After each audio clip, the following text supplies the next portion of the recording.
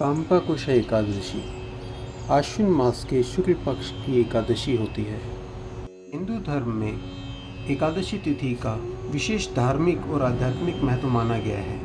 प्रत्येक माह के कृष्ण पक्ष और शुक्ल पक्ष की एकादशी को व्रत उपवास के रूप में मनाया जाता है। हर एकादशी का नाम अलग उद्देश्य और धार्मिक महत्व होता है। इनमें से एक आश्विन मास के शुक्ल पक्ष की एकादशी है, जिसे पाम्पाकुशा एकादशी कहा जाता है। मान्यता के अनुसार इस दिन विधि पूर्वक भगवान विष्णु की आराधना और व्रत करने से न केवल वर्तमान जन्म के पापों से मुक्ति मिलती है, बल्कि पूर्वजों की आत्माओं को भी शांति मिलती है।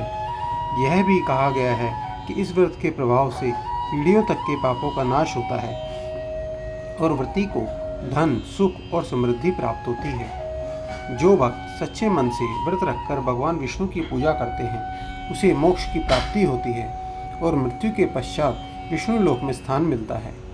पाम्पाकुशा एकादशी के दिन व्रत कथा का श्रवण या पाठ अवश्य करना चाहिए।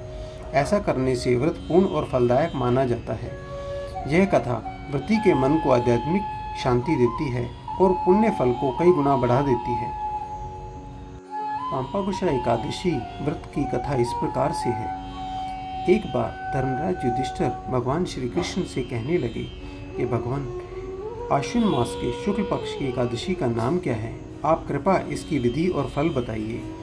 श्री कृष्ण कहने लगे कि हे युधिष्ठिर, पापों का नाश करने वाली एकादशी का नाम पाम्पाकुशा एकादशी है। हे राजन, इस दिन मनुष्य को विधि पूर्वक श्री विष्णु जी की पूजा करनी चाहिए।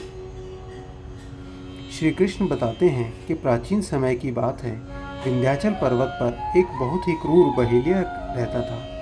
उसका नाम क्रोधन था।